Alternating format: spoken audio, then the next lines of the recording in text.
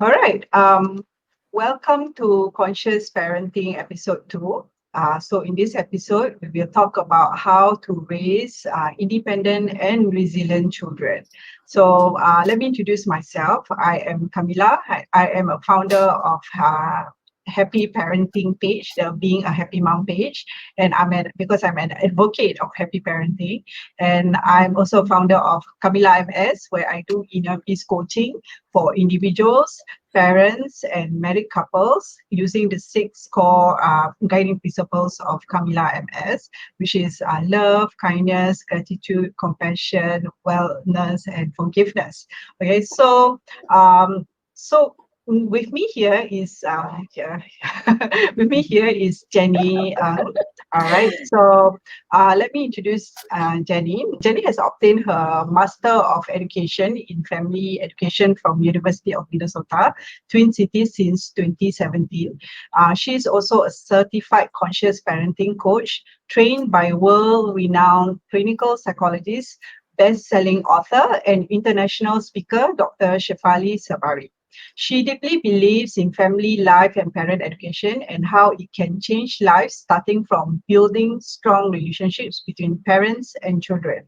She has 4 years experiences in facilitating and delivering family life programs at Morningstar Community Services and Seed Institute, as well as 2 years experiences in developing, piloting, and evaluating parent education programs. She had 4 years experience in facilitating problem-based learning (PBL) programs to polytechnic students. Yeah, so we have here, someone who has a wealth of experience, designing programs and coaching parents. So stay tuned to watch us, have an exchange about the perspective of conscious parenting and being what it takes to be an inner peace. A parent who adopts inner peace. Okay, so stay tuned. We'll be right back as you watch this video.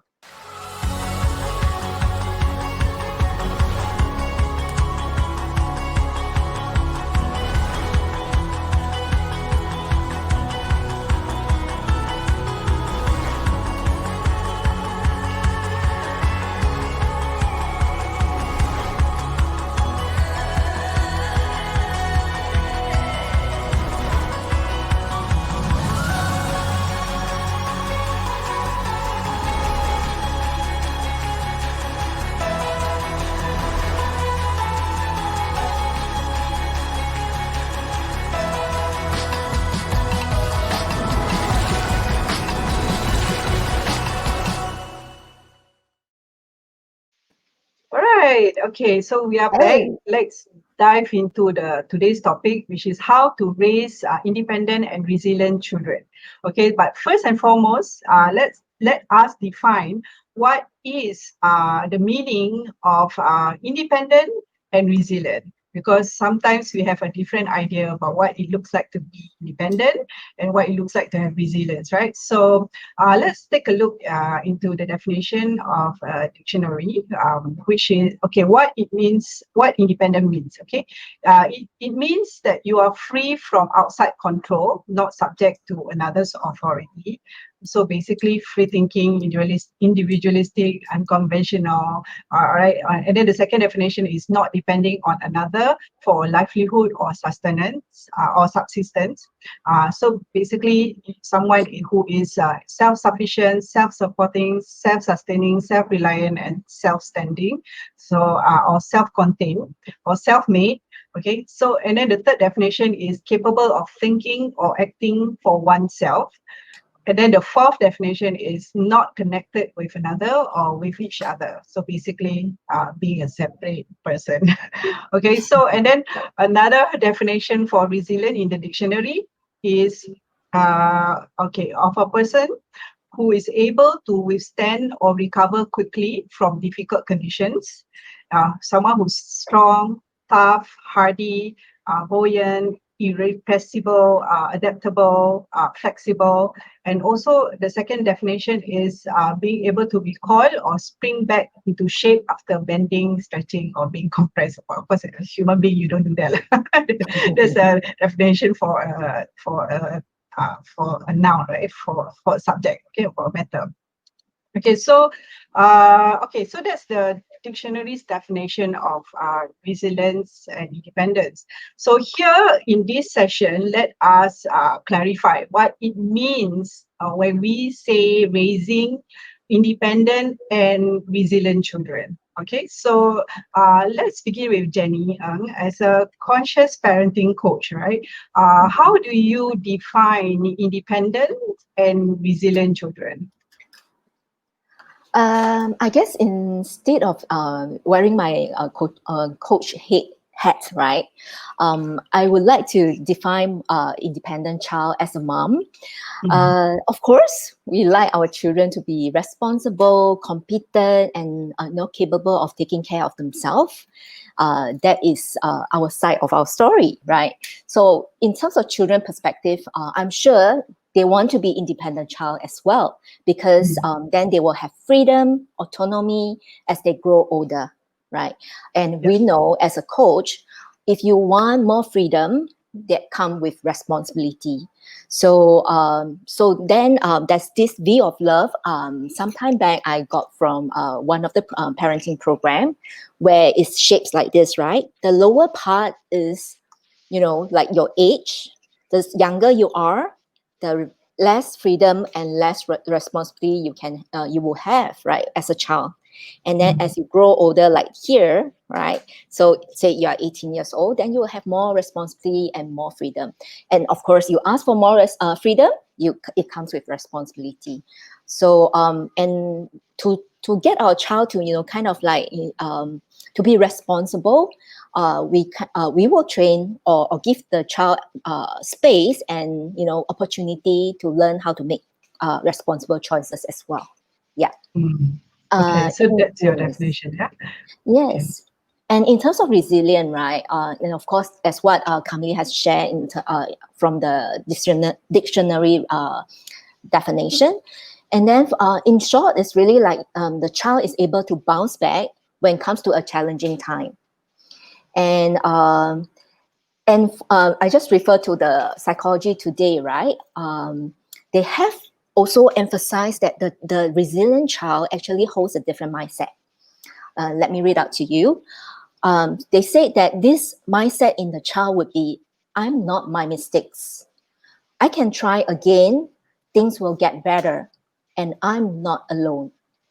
You can hear that it's so much strength and power in there if you are a resilient child or resilient individual.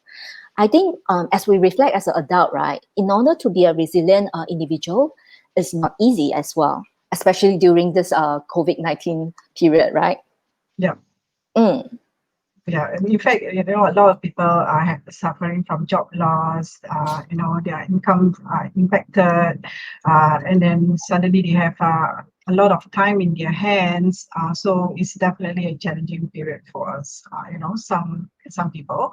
So yeah, so that's why. So don't you think it has to start from an earlier age, or do you think it's not too late for even us adults to have resilience? I mean, this is a separate question, but I think so it has to be addressed in this current COVID situation as well, right? Yeah. Of course, if we start the child in a younger age in terms of like giving them a bit of responsibility to train themselves to be independent and resilient, they will tend to do better in school as well in their social life as they grow older. So start young would be a good choice for us as a parents. Yeah. Okay, so so for parents who are just watching this, right, they just got to know about all these conscious parenting tips or happy parenting tips, and then their child is already grown ups, like maybe teenagers, or maybe they are going into early adulthood. And then sometimes parents will think, oh no, it's too late to do anything, right? For me, I don't think it's too late. because recently science has found that, we have this neuroplasticity that still, that means our brain can still change even when, we are at a later stage in life, or maybe in our teenagehood, because teenagers are still growing. So, there's a chance to be able to influence, their character or their viewpoint about life, and, to build resilience in them. So, so I have actually coached parents who have teenagers, and it's definitely not too late if you are a parent and you're watching this and your child is a bit older. Okay, you can listen on to just learn from the tips that Jenny is going to share, and me too. Okay, so yeah. So basically, for me, as a mom, I would definitely want my child to be independent, because I always think like this, like, eventually I will be gone. It's gone as in, like, anything could happen to me. Okay, that's the fact of life. Like, it may sound morbid, it may sound scary. Sometimes we would want to live forever with our children, on earth, right? But that's not the reality of life. So that is the reason why I inculcate independence and resilience in my children, because I can never guarantee that I'll be with them 24/7. So I always think this way, right? What if I die tomorrow? That's As a parent, this is me. Okay, what if I die tomorrow? Who would help them prepare for their school? Who would help them over their studies? Who would help prepare their meals? Will they be able to, take care of themselves and stand up for themselves if they were being bullied, for example? So I I train my kids from that perspective. Yeah, Yeah. I am somewhat similar as well, because earlier on I had this like kind of self growth development course that shared by my ex company. So they got a coach who came in to talk to us, and then the question posted to us was that, okay, say today is the last day of your, the of your life. What is in front of you right now? So then I got myself to think about my child also.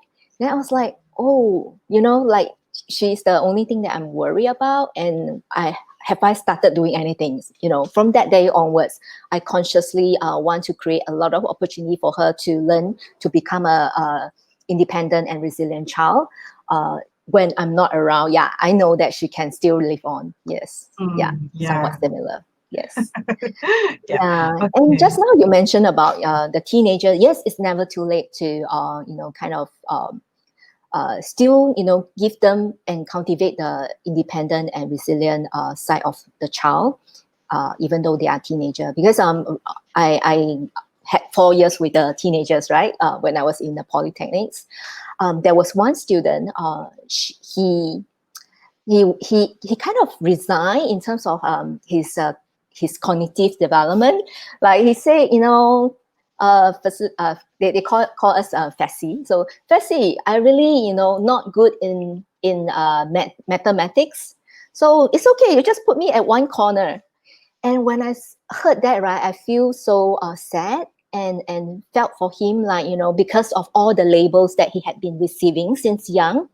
And the resilience in him is not strong enough. Like he will just surrender to whatever people say about him, and believe that he's that, like that limited belief has been fixed on him. And I feel very sad.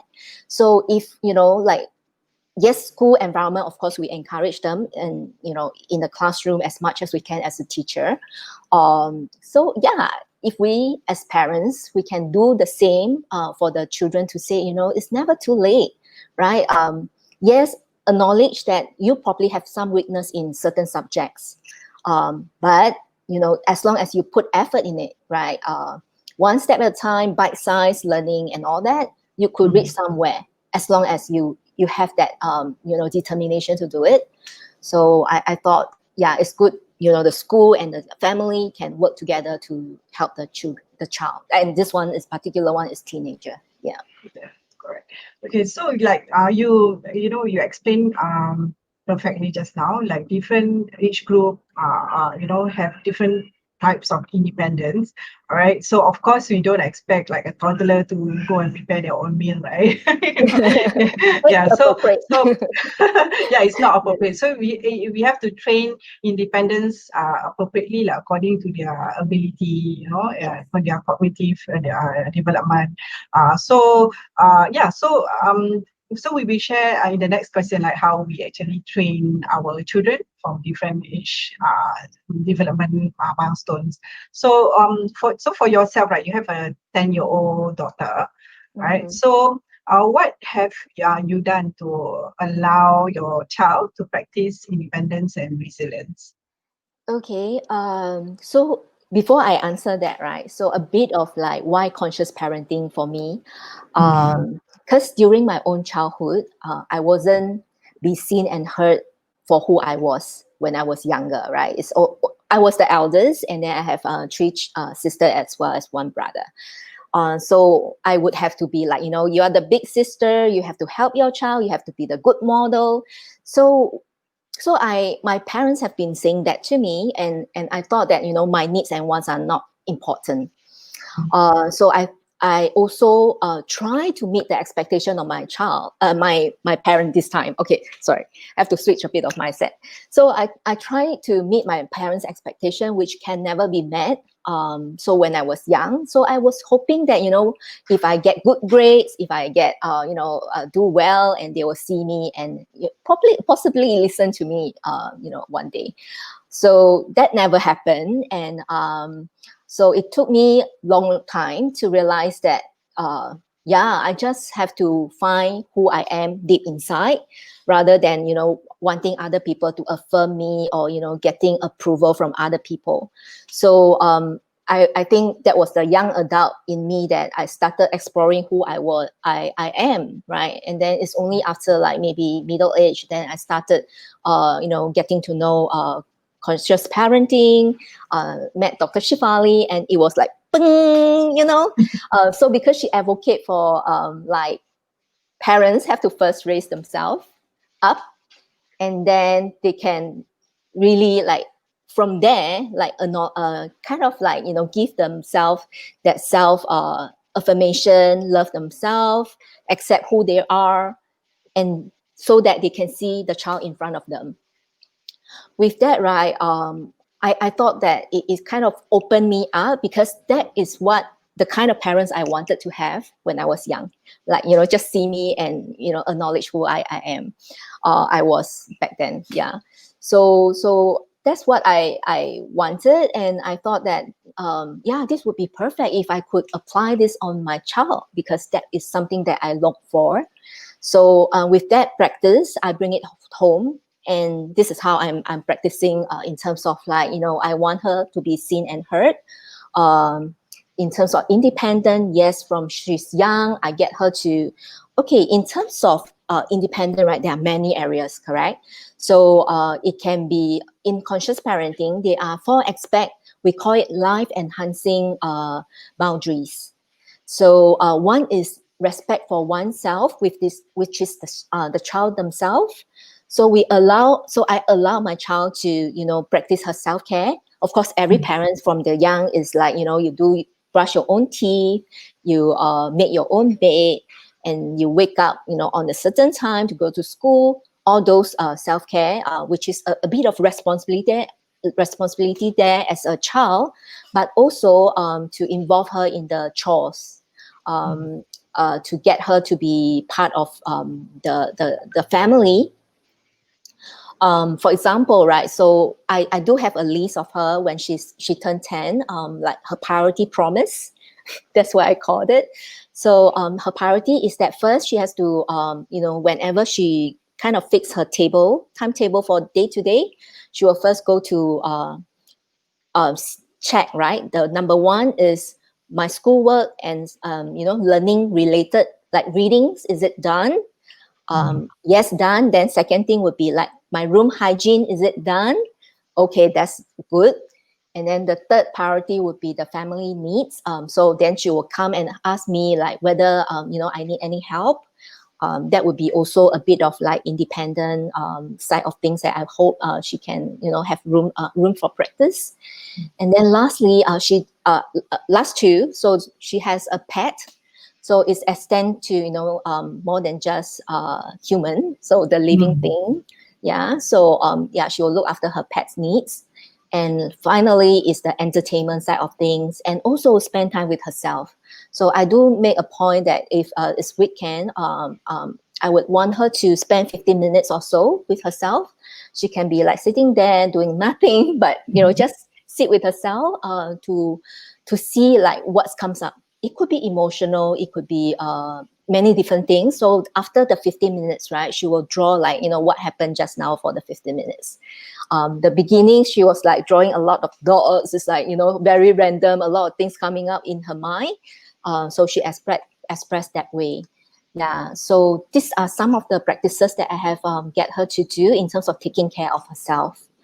I think as I share, I also would like Camilla to share, like, do you do anything somewhat, related in terms of self-care for your children? Okay, like of course, when I was training my children to be independent, to do chores, right? Yes, I did involve them with the household chores. So basically, I encourage them and make it fun. To show them that household is not just a chore, but it's fun. It's a responsibility. To make. So I sell it in a way that, if you get involved in the household, you will live in a very comfortable house. And the house will look very nice. You are transforming the house into a castle, for example. So basically making it fun and making them know the purpose of doing the chore, just not for the sake of doing, but there is an outcome to look forward to when they are involved with the chore. Yeah, so like for example, when I'm asking them to help do the laundry, right? Hey, please help mommy do the laundry. If you don't help me, then I will spend too much time doing housework. Then I won't be able to spend time with you. So selling them the idea that if they chip in and be a team member in a household, right? They contribute to the chores. Eventually, everybody will get to have some fun together. So I would ask them, wouldn't you want that? Wouldn't you want to free off my time so that I could help, spend more time with you? Then, yeah, as young children, they love to spend time with their parents, right? So Yeah. that is something that they always want to look forward to, right? Okay, I will help you so that later we can play drawing or so there's always like something to look forward to. But also be sure that as a parent, we always keep our promises. Sometimes as parents, we tend to bribe them by all these empty promises so that our children can follow. But that is actually a sign that could lead to dishonesty, mistrust. I mean, like they won't be able to trust you later on in life. That's You right. wouldn't want that. Yeah. So as a parent, I always ensure that if I want to make a promise to my kids, I jolly well make sure that it's a promise that I can keep. If it's a promise that I cannot keep, I don't make it a promise. So that requires self-discipline as a parent. Yeah, because if you want your child to trust you, to take your words seriously, to respect you in a way, I guess it's best that you honor your word and you honor your promises. If you keep how to say disappointing them, after promising that you buy them an ice cream, for example, right? But then eventually you say that no, I didn't promise that, or turn your words around, then they won't trust you. So it's gonna be hard when it comes to communication later on in your teenagehood. Yeah, I can totally relate what you share, right? As an adult, like, at the workplace, if, our superior promise something, like if you achieve this particular goal, I will do this and that. And at the end, if our superior didn't do it, right, then how would we feel? It's the same. Yeah. Yeah, it's the Like, yeah, same. children is, yeah, that's right. So that is also the respect part of it. Like, if we respect our children as also another human being, right? So our children will kind of mirror back that respect to us. Yeah. Yes. Yeah, and Yes. it's so powerful, right? That's why I can see the effects now because my kids are older now. Because my first one is 15 years old, and then the second child is 13 years old. So they are in their teens now. So I do find that I'm so blessed that as teenagers, they still do listen to me to a lot of extent. Listen to me to on matters that's pertaining to important things like school, home, their well-being. So at least they listen. So it makes parenting a lot effortless. Later on as a teenager, so I do see the result, the outcome of it. So now I'm also practicing that with my toddlers. Of course, my toddler now is barely 2 years old, so they can't communicate yet. So, and then one is still having a little bit of tantrum. Yeah. So basically, with toddlers, how I it's more to emotional management. So basically, to let them be okay with their emotions.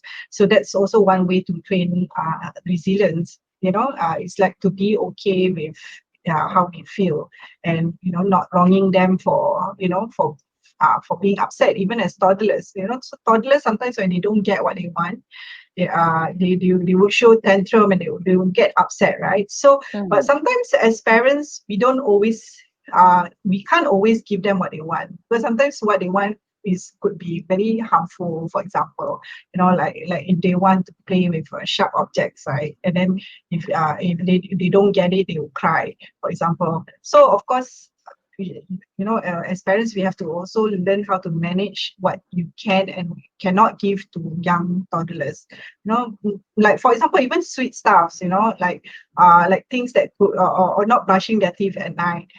So if you listen to them, crying and not wanting to brush their teeth, uh, then they won't learn why they need to brush their teeth. So I mean, while we acknowledge that they don't want to brush their teeth, it's also important to also let them know why they need to brush their teeth. Basically, have like it's the same thing with the chores. Like encourage playtime during brushing teeth, or make the activity fun for them, so that they learn. Oh, okay, doing chores, taking care of myself is actually fun. Yeah, Yeah. that's right. Yeah, Mhm. and also is taking care of oneself is so important. Mhm. And it's not just the physical part of things, like your physical wellness, but it's also if we Google, yeah, there are Mhm. many areas of self care, like your emotional, your social, your spiritual, your personal, your space, which is also your environment, like your room, finance, as well as work. Of course, Mhm. work doesn't apply for children, but yeah, their school works can be part of it. Yeah, Yeah, I yeah, love how you train your child to just sit in the corner for 15 minutes, not doing anything, and just to be with their thoughts and how they feel. So, for me, I don't remember doing that per se, but I do give them a lot of time and space on their own. mm, And from there, right, they actually discover their own hobbies and interests, yes, because I don't get involved, or I don't tell them how to play.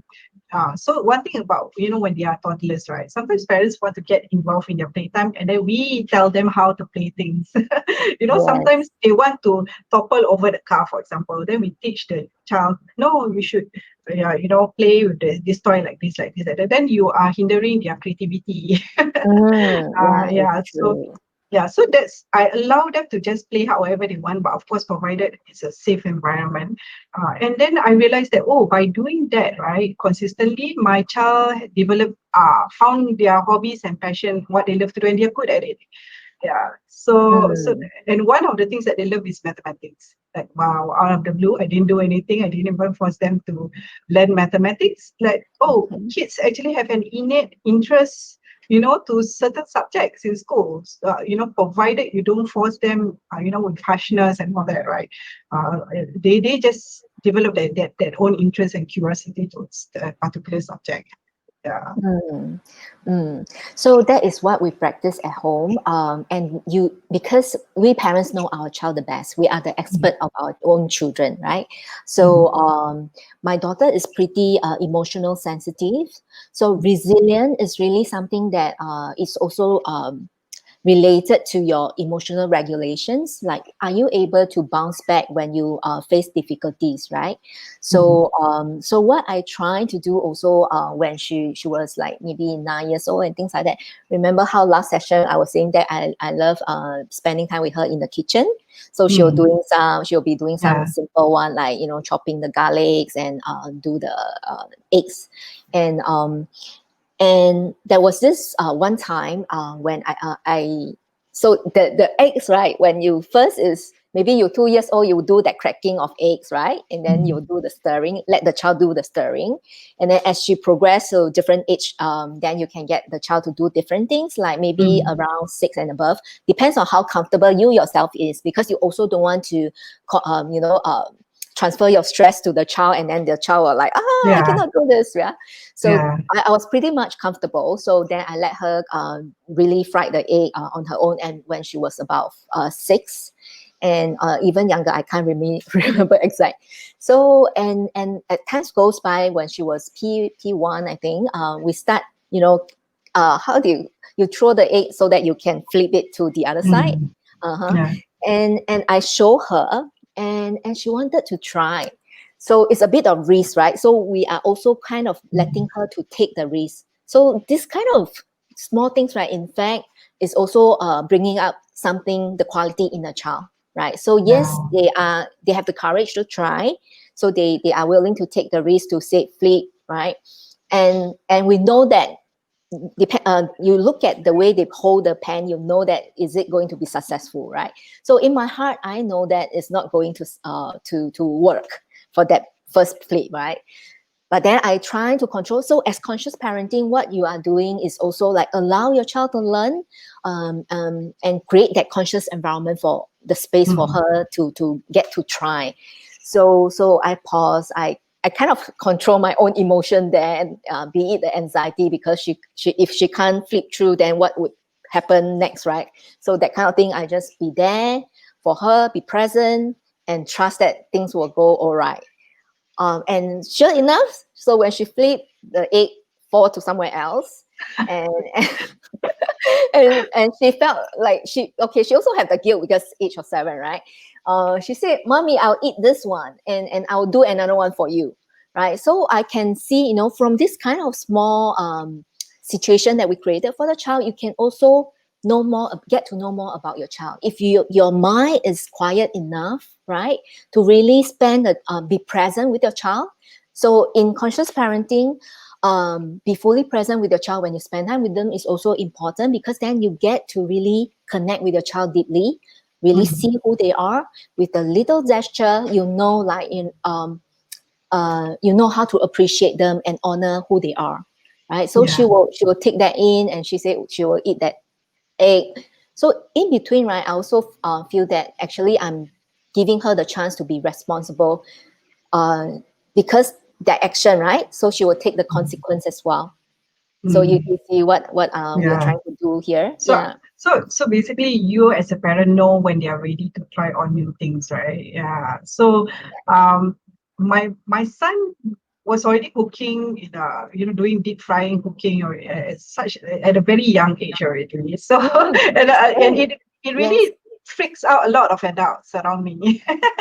Mm. Because some adults, sometimes you have family members who are very particular about these kind of things, right? And they wouldn't allow your child to try on new things. They would be very protective. So Mhm. sometimes there's the grandma, and there's the grandpa who would scold you for allowing your child to try out new things. So I guess as a parent, sometimes we do have intuitions. So we should trust our intuition and trust our ability and to trust our children. Yeah. So That's right. so sometimes the external influence, that's something that we can talk about lah, how to deal with the external influences when it comes to Mm. parenting. That's a Yeah, that different would be topic. another topic to talk about. Yeah, that's another topic. Yeah. Yeah, Okay. Yeah. yeah. So basically, right. Oh yeah. So so basically, right. A lot of people who watch me parent my children, they would think that I'm a very uninvolved parent.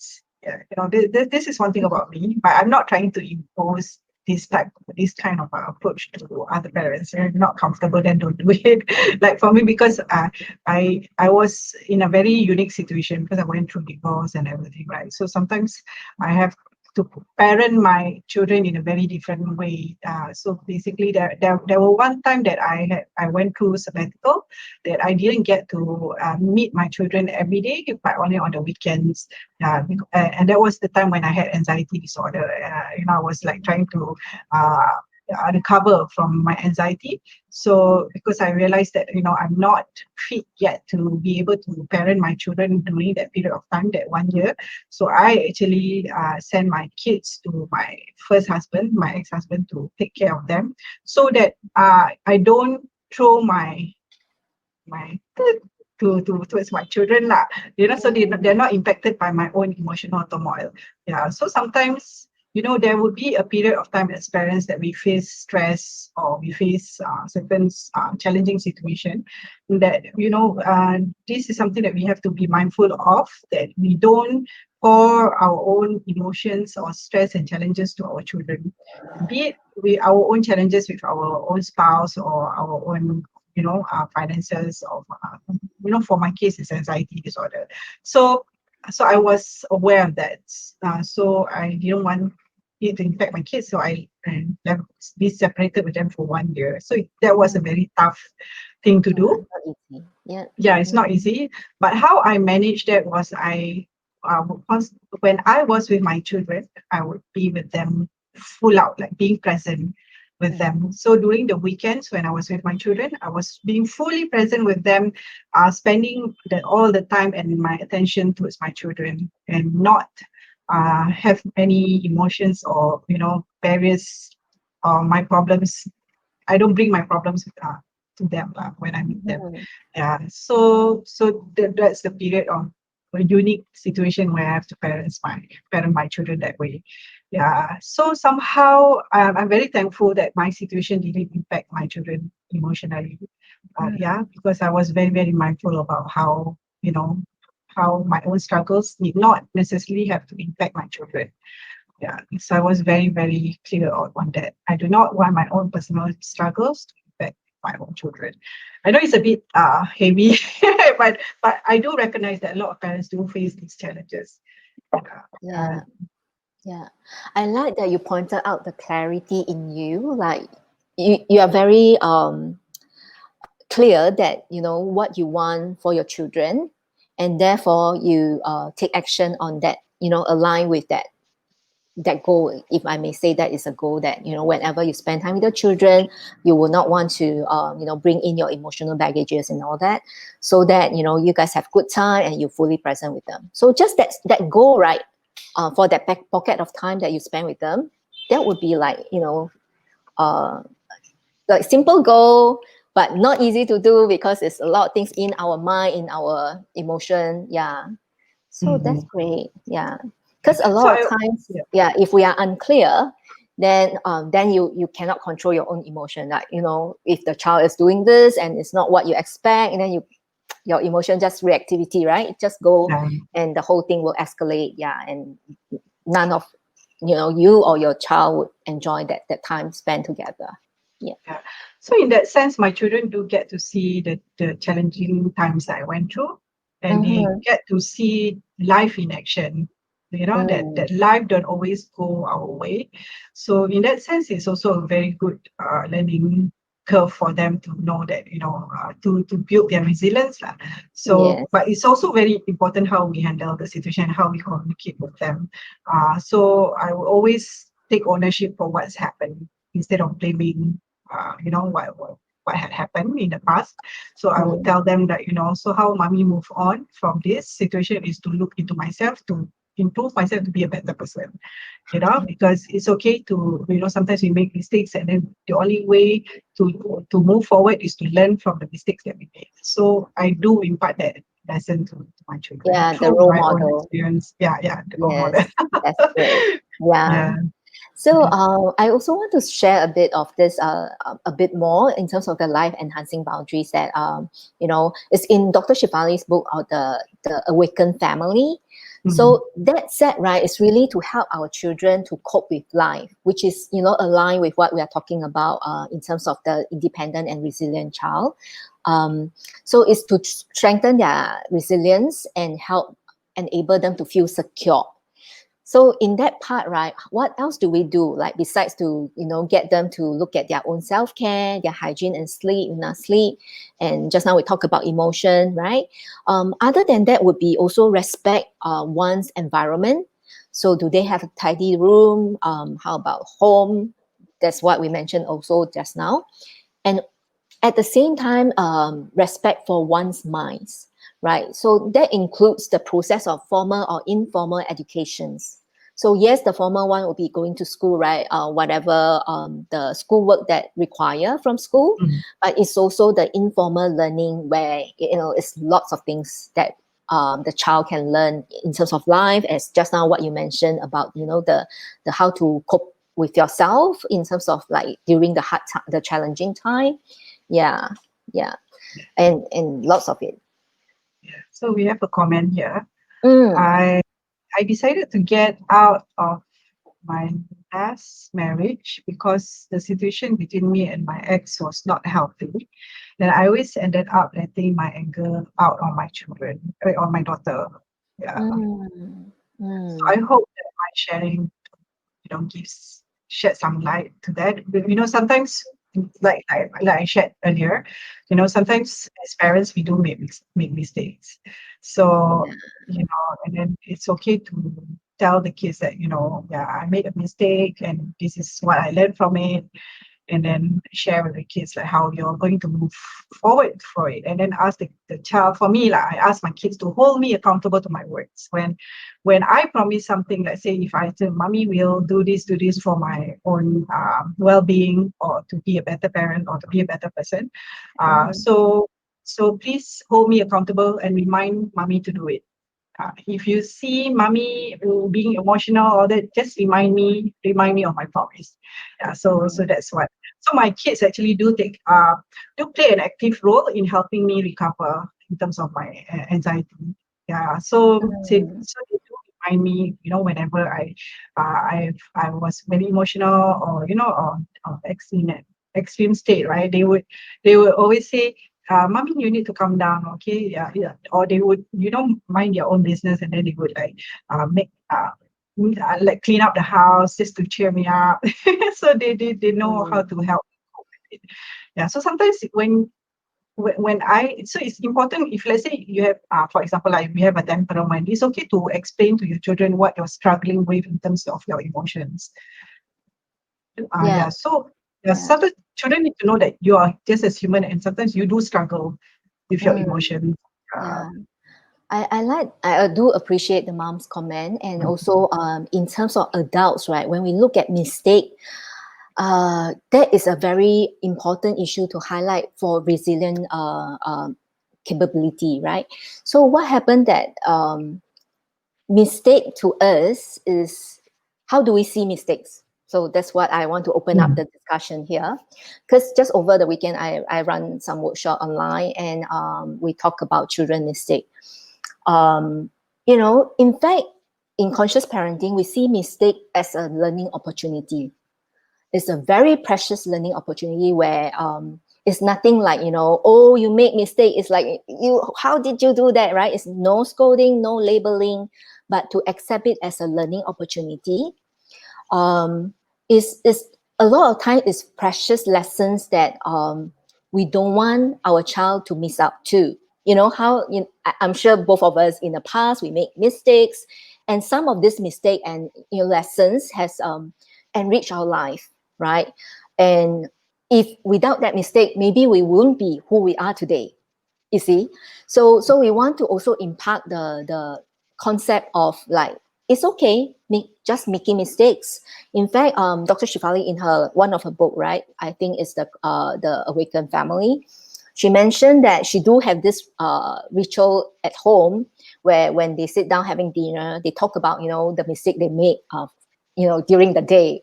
So then the father will start first. Oh, this is a mistake I made today, and then Dr. Shifali will go and say that, oh, you thought this mistake is very very big, I even make another bigger mistake. So when the child is listening to the adult, right, taking the mistake as like, so lighthearted in a way, like they do share. At the end of the dinner, they do pick one or two to say, what can we learn from these mistakes? So then the child, right, is taking it as a very positive way in terms of looking at the mistake. Mm. So her daughter, when she was young, she did something like, she's not supposed to use the marker anywhere, and then she accidentally put it. Then she just run to her mom and say, mom, I made this mistake. Then she has the courage, which is what you Mm. want to impart or kind of cultivate your child to have that courage to admit mistakes, Yeah. and at the same time to let them know that it's okay. Because at times when we are coming from the punished space, right, like, oh, how can you make this mistake, then the child will try to hide and lie about the mistake. Yeah. And to us, right, it's too precious to want to hide, and you want to share so that you can learn from it. Yeah. Yeah. Yeah. Yeah. So my kids, yeah, they don't right now they are in a stage where they're not afraid to admit their mistakes. So Mm. it's because of what you shared earlier. It's like we transform the relationship with mistakes. So so yeah, so we talk about it, discuss and I'll come together, a solution together. Like, when we are in a household, it's always like a team effort, like, it's not, yeah. So I encourage that kind of a teamwork, team support at home. Mm. Yeah. Okay. So I Mm. think we have other questions to also address. I think, That's uh, the last time, is it? yeah, Yeah. the last time. Yeah. So, how to keep cool when my 6-year-old acts defiant like a teenager? Yeah. So a lot of times, how do we define defiant, right? Uh, for conscious parenting perspective, right? The child is just expressing who they are. At times, because they are not heard and seen, so they will try to, kind of misbehave so that they catch our attention and want to communicate with us their needs and wants, or more coming from the needs. For example, probably I just bring up an example that my girl has, right? To just elaborate this further. So she today is the first day after the holiday, and then she went to the school, and somehow the classmates are not talking to her. So she has this emotional, like, oh, I'm not popular. You know how this age, right? At the age of 10 and above, Yes, yeah. the popularity in school is very important, and the welcome of the peers, right? The peer relationship. So she feel like, oh, I'm not. I want to share something, and nobody is listening to me, and she felt so um, down. So when she come back, she was doing homework, and then she got herself a bit into the frustration because of what happened in the school. But because I am pretty observant in terms of how we practice in at home, I could tell, and I know with her sharing in the past, that's fine. So she said some. Then she couldn't really do. She spent quite a long time to do her maths. Then I pointed out that, oh, but you spend quite you did your science homework really fast, right? Then she said something like, "Mom, how can you tell?" Like, the between the maths and science, because she has some emotional baggages with her science teachers. So when it comes to science, it's draggy. Mhm. So can you tell us? So she expect me to know the reason behind why she is Mhm. doing this very slow. And we ourselves, right, can read that behavior as defiant, right? Like, Mhm. oh, how can Yeah, you talk to me like this, right? I'm your mom, right? But I yeah. know what is the reason behind. So I know that behavior because she's in pain, emotional pain. So I just let it go, let her, deal with her own emotion, and I just, walk away to do my other things. Yeah. At times, if you guys are in the middle of conversation, you can say, I don't think with your normal, you can talk to your child like, normal, Ellie, you wouldn't do this, right? So I know you are into something that you need to manage. Maybe take 5 minutes to calm yourself down. Mommy will come back, right? So that defiant can let them do a bit of self-regulation. If they are 6 years old, I think still can, right? So if the child is not used to, just make sure the environment is safe. Then the child can kind of like regulate the emotion. If not, you can just talk to the child and say, you ask what happened, because I know you won't talk to me like that if there's Yeah. nothing, right? So Yeah. must be something happened. Yeah. Yeah, yeah. I remember when my son was that age also. There was one period of time when he was acting like a defiant teenager, and I Mm, found out that he was being abused by my maid. mm, Yeah, so I mean yeah. that's for me. Like I'm just saying that Yes. I couldn't understand why he's showing that kind of tantrum. Then Yeah. when I actually tell him that it's okay, you can talk to me, just encourage the conversation, because sometimes they don't Yes. know how to express their how what they're feeling. That's right. They really don't can't find the vocabulary to describe how they feel. So sometimes we need to. So I actually use a teddy bear. Did Mhm. something happen to you? Imagine that this is you. Okay, what happened to you? What happened to this uh, person here? So he actually demonstrated what happened to him on the teddy bear. So that's how I found out what actually happened when I was working. Yeah. Yeah. So Yeah. yeah. So definitely, if you see something that is not your child's usual behavior, Mm, try to read behind the surface, right? To really look into like what is the need behind that behavior. yeah, Mhm. there must be something, right? Yes. So then the last question, or no, the second question is responsibility towards the kids. How come in some cases only one parent doing most everything while the other parent just shake their leg? Yeah. So for this one, right? If I may use Dr. Shifali's quote her, right? So she always thinks that in one household, as long as there's one conscious parent, one equal to a million. Mm, Because you, okay, what it is about conscious parenting is that you grow yourself, right? So in terms of understand who you are and accept who you are, and also, right, you a lot of things, because of why we have that frustration and anger is a lot of times we have expectation of others. We are mm, looking for external things to fulfill us, like to meet our needs. So probably mm, we want the husband approval, or we want the husband support. But as you fill yourself up, it's from the inside out that you are able to love yourself, attend to your own needs and all. So the husband, you can always invite husband to be as a team to raise a child.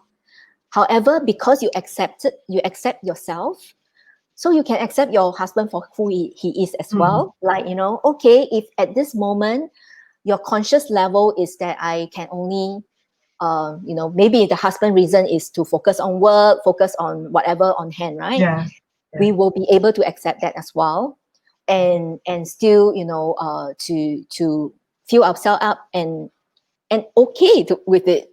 You yeah. get what I mean? Yeah. Yeah. Because for me, I'm in my third marriage, right? So then I realized that different people have different way of parenting kids.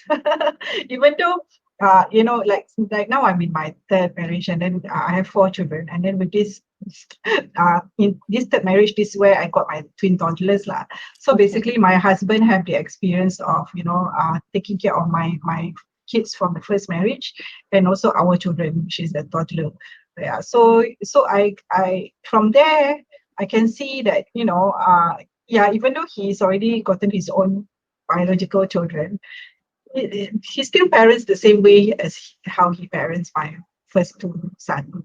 That's what I Mm, noticed lah about my husband. So then, and how he parent my children is also very different from how I parent my children, our okay. children. So that's when I realized that, hey, my husband is a very unique individual. I'm also a unique individual. So, as long as I have for me, I'm already experienced. I know how I raised my first two kids, and then I've reaped the rewards from, doing that approach, being so-called a happy mom, or, I practice inner peace. Then I just stay put with how I parent my children without, necessarily being impacted by how others parent my children. So, Mm. and I also train my children to not be confused by the different parenting methods that's going on at home. Because sometimes different parenting methods can confuse the children. You know, it's like one parent asks to allow the child to watch TV while the other Right. parent is so strict about TV, right? So I would always allow the children to be able to think for themselves what will benefit them and the impact of every choices of actions that they choose to do. Yeah, so I mean, yeah, Mm. so I allow that critical thinking in my children rather than, they have to rely on their parents to Mm-hmm. think for themselves. Yeah. Mm-hmm. Not easy. I have to Mhm. say, like, first is that practice within you, like, at times, very natural. You want to ask for fairness. I'm a mom, and Mhm. I mean, I'm a parent. You're a parent too. Why is it all responsibility come to me, right? Mhm. So Mhm. you want to have that fairness, but a lot of Yeah. times, um, we know that it's never fair in this Mhm. world, in Yeah. reality. But yeah, as long as we enjoy what we do as a parent, and we are there for the children during the challenging time, during the good time, we will have that precious memory, we carry throughout, Yeah. even when we are old. So for our spouse, of course, as much as we can, we want, when they, in the good mood, we can talk to them, like these are the things that you could be involved, so that you can also enjoy your parenthood, right? Your Yeah. father, right? I'm sure they want, right? Sometimes it's also like a few reasons, right, why the husband don't want to be so involved. One, it could be like, they don't have confidence. Mhm. Like, I can see my wife doing all this best thing, good thing, that but maybe I'm not as good, right? There is a Yeah. They bit don't of want to lack show of that. They don't want. confidence. Yes. They don't want to show Oh, that they are not good yeah. enough. Yeah. And I also find that the program of the men is slightly different in terms of the brain wiring, right? So they are Mhm. very single task Yeah. in Yeah. terms That's of what I the noticed also. yeah. So they want to focus on one thing. They want to do that the best, right? So let's say my husband, he loves to work. Mm. So I'm okay. Like, if that bring him joy, it's fine. I do what's best for me. So we use a bit of strength based parenting. Mm. Like, I'm good with my girl in terms of coaching her with the emotion. I will do that. Mm. For him, if he likes, we can invite him, like, oh, you want to do a bit of maths with girl, and then because maths is something he enjoy, then he Yeah. say, oh yeah, why not? Like, yeah. So you can kind of give him ideas Mhm. to be more involved. But then Yeah. if things that it is not so good at, you probably is okay to just come out and do that. Mhm. Yeah, Mhm. use your strength. So, and also Yes. is communication is key as well. Like, Mm-hmm. sometimes like for me and my husband, I communicate what I can do and what I cannot do. Yeah, I will tell him upfront, I can do this, but I can't do this. So, and Mm, then I will ask him, yeah, so what about you? What can you do and what can't you do? And then from there we come to a conclusion and understanding. Okay, so what's next? So, so someone has to be willing to shoulder the responsibility of disciplining the children or nurturing the children, because sometimes if two get too involved, sometimes it can be there's going to be a lot of clashes lah, because we are yeah, two different individuals. So that's something that I learned to accept as well. that's Yeah. right. Yeah, because ultimately, right, our goal is still to create deep connection with our children, so that they can become who they are in the future. And for family, you want to have like an enjoyable family life together. So keep that goal in mind to see how you can communicate, as what you mentioned, and also like to divide and conquer with what you are best at. Yeah, Yeah, that's correct. right. So Mm. then last question, right? Respect. How do we inculcate the habit of respect towards our children? Never had that problem before their teens. I think Mm. we did cover that a bit already. So Yes, maybe, just now. yeah. So maybe we can just have a closing statement on to Yeah. address respect. Like for me, like what we mentioned earlier, if we respect our children, I know it sounds sometimes it's very hard to as parents. Sometimes we do have ego. Sometimes we feel like I'm the parent. I give birth to you. I give this house to you. I feed you. I work hard for you.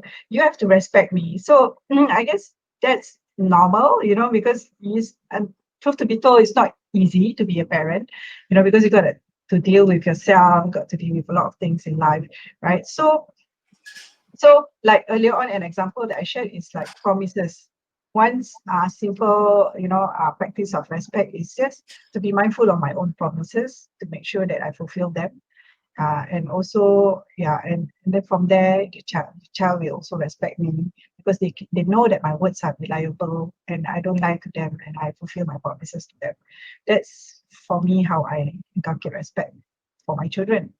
Yeah. So and with teenagers, yes, when my son reached the teenage years, they are very different. They're no longer the teddy bear and cuddly, lovable boys that I knew before their puberty. So when they reached puberty, I couldn't recognize my teenagers. They're so different. Their behavior, the way they think, the way they talk, the way they look also changed. Then I need to readapt to that changes in front before my eyes. It's like getting to know them all over again. Yeah, because that's what I realized about teenagers. Once the puberty kicks in, hormones kicks in, they are a different person. Mm, Yeah, so I gotta change the way I communicate to them. No more parent, I tell you what to do. No, it's more like a buddy system of friends. So it took me a while to readjust parenting work, because spent so many years already doing the same thing. Then suddenly have to change my parenting approach to teenagers. This is it's challenging, but it has to be done, because teenagers are different from mm, children and toddlers. right. That's right. To me, to sum that up in terms of the respect, would be we will want to treat our children just how we want to be treated. So, because they are also sovereign beings, Mm, they deserve to be raised with dignity. mm, So that is also what conscious parenting is about, in terms of like how we we manage and maintain that parent-child relationship. We talk about deep connection first. mm, So if we are connected to ourselves, like if we are first looking inside, who are we as a parent, for like who is Jenny Ng, right? And then accept that, acknowledge that, we give ourselves the respect first, right? And I think longing for other people respect, uh, or expect them to respect us, or earning that respect is probably no longer a very important things. But mm. not to forget, like if the children are not showing that kind of respect we want them to have to give, right, it's really something that probably is bothering them. We could like have a Mm. bit deeper conversation with the child. Yeah. Yeah, yeah. It's Mm, always, for me, whenever the child shows up differently, right, it's always an opportunity to discover, to explore, and mm, also to find out, or to have a communication with my children. So there's always an opportunity to learn about your children, because as they are yes. growing, they have new experiences and all that. So it's like ongoing knowing each other over and over and over again. Yeah. So Mm. To maybe to also wrap up the our today's topic, right? How to raise a resilient, independent child. I would want to share a bit of this. What is the how's the timing like for us? yeah, we can Okay, we can just the two. So yeah. there's this study, right, in UK. So they will do it every year, with children between 10 years old to 18 years old. So they call this study Good Childhood Report. Mm, So what are the things that they find out? They find out, like, how happy the child is, how satisfied they feel with their life, and also like whether they feel that their life is worthwhile. mm, Those are the three key things they were looking at. So they talk about autonomy, how the children feel, whether they feel they are given that autonomy to decide how they want to live their life. Do they feel pressure, etc., etc. All right. But I mm, just want to highlight this because they have this quantitative and qualitative side of the research. So yeah. this qualitative, right? They quoted two child. So in terms of the to be independent and want the autonomy, right? The child is saying that, oh, I look forward to become my own person when I have my own house, when I own the place to live. So they want that freedom, right? They are looking forward to become young adult and all that. But at the same time, they're probably not ready in terms of the world is so dynamic and so uncertain. So there's another young person was sharing, like, children are often stopped by fear Mm. of failing, fear of others' opinions, fear of not being good enough. So that could stop them to be resilient if they have so much fear in them. So yes, today I think a key message we want to send out is really like, how can we support our children to give them lots of opportunity at home to really to see who they are and know that they are good enough to really face any challenges in life, and move forward. So yeah, as what we shared earlier on, that would also help.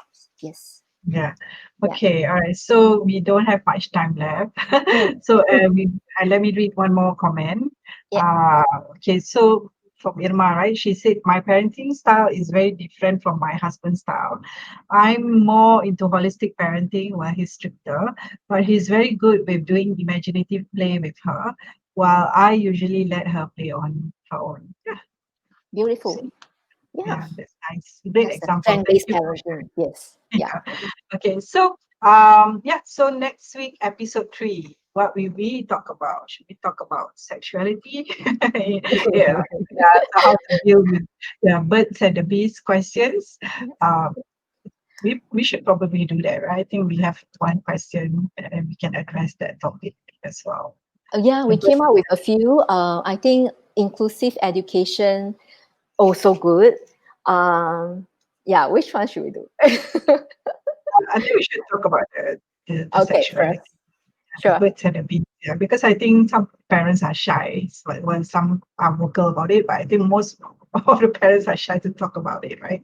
So I Mm, guess so. Let's open up the doors to this topic. yeah. Okay, all right. Yeah. Thank you so much, Jenny, for your time. Thank you, So Camilla. let's see you guys next week. Thank you. Bye. Bye.